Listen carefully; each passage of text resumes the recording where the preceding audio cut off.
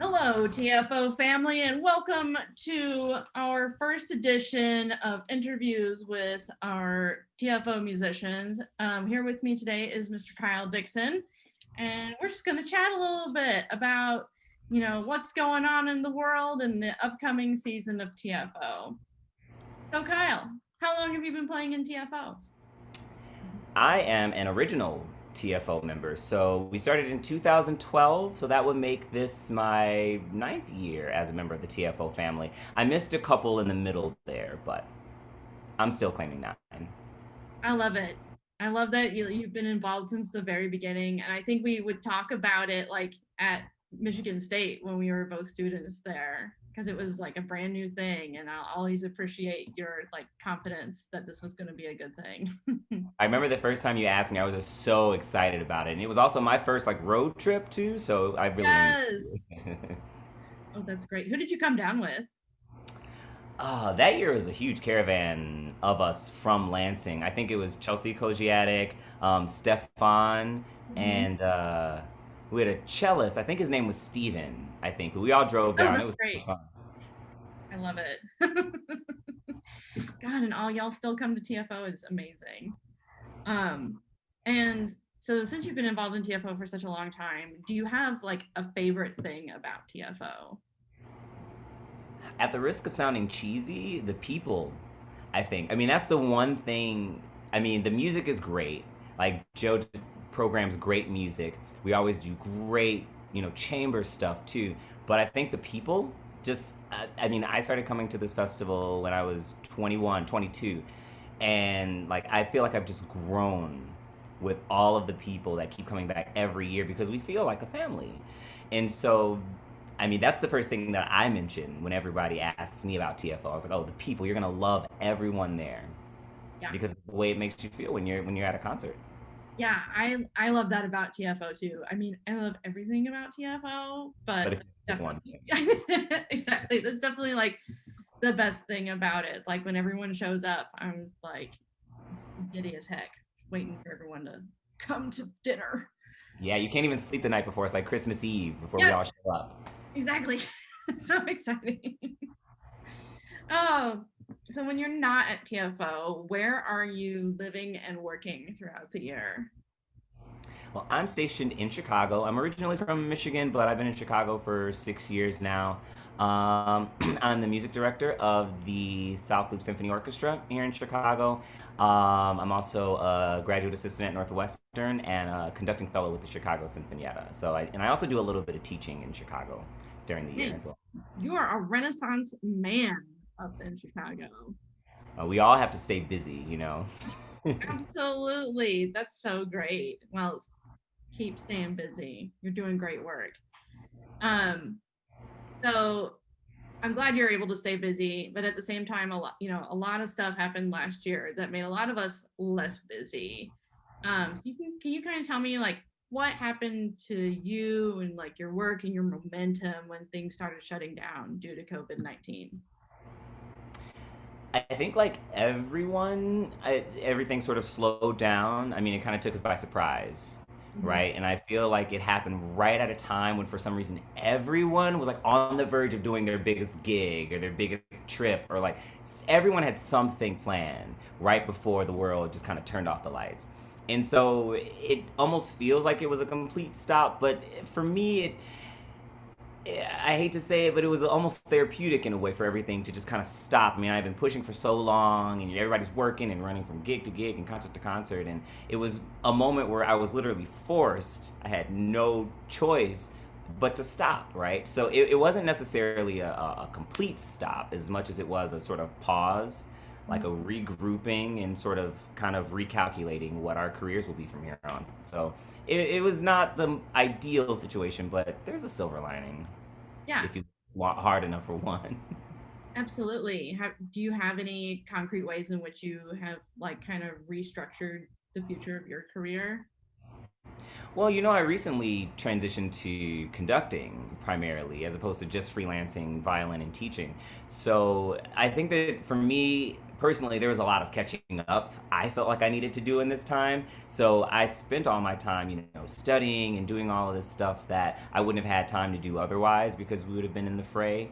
Um, and I think I thought a lot about how I'd like to structure my career moving forward as a conductor, as not as just a violinist. So working on things like my website, working on some conducting talks I'm actually doing for some students that I mentor with the Chicago Musical Pathways Initiative.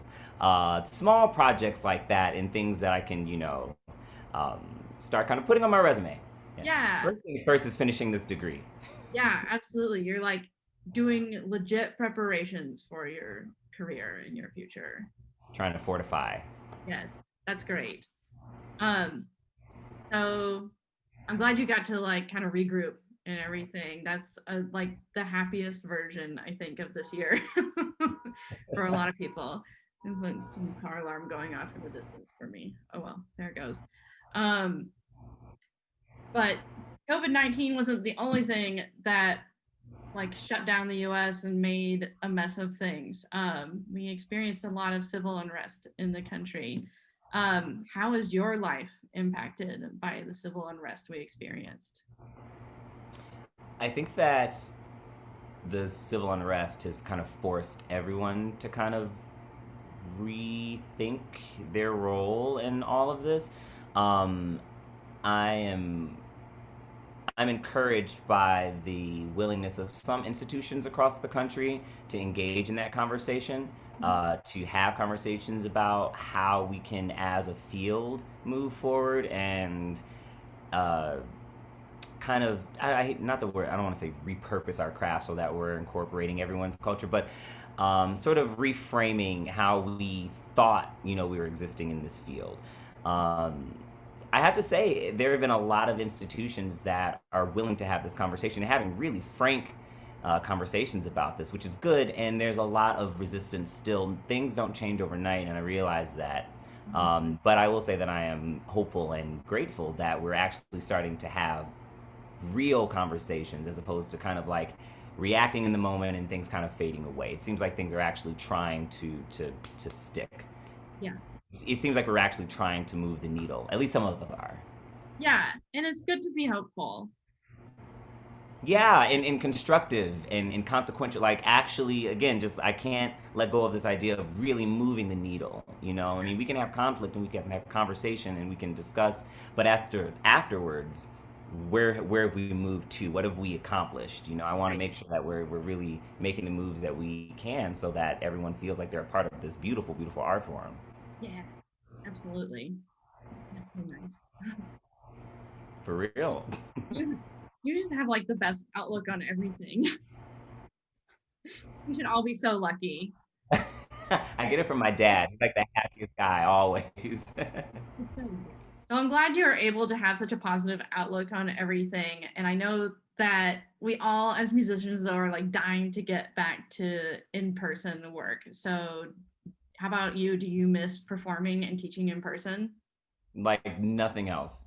Seriously, well, being a musician, being an artist. I mean, it's such a communal experience, and there's really no way to replicate that.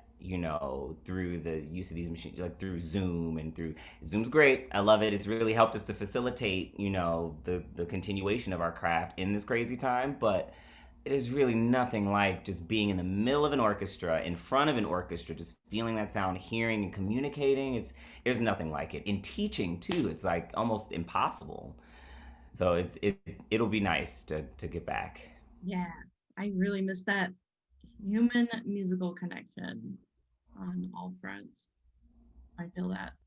Um, so, and as you know, we've talked about this. We are planning for an in-person season at the TFO this summer. So, what would it mean to you to play in person with TFO this summer? To me, it's just like going to see my family again, being able to see family again. I mean, these are people that I care about. I told you. I mean, you watched me literally grow up like you remember me from like undergrad, you know? It's so I mean, these are people that I feel like I can be myself with, you know, when it's just us, when we're on stage, and there's really nothing that can compare to making music like that, you know, with friends. Yeah. So I mean, yeah, coming back to TFO would really mean the world to me. It'd be like that family reunion we've been waiting that we had to call off last summer. Yes. This what happened, right? We get to call off the big reunion as Yep. usual. Well, that's so sweet. I miss the crap out of you and everybody at TFO. I feel the same way. Like it would be the world for us to all be able to get together and make music again. Well, thank you so much for joining me, Kyle, and for talking to us about your experiences within the last year and how great it's going to be to come back to an in-person TFO this summer. Um, and if you're watching from your own computer, I hope you'll tune in next time for more interviews and make sure you subscribe for more awesome TFO content. Thanks so much. We'll see you next time.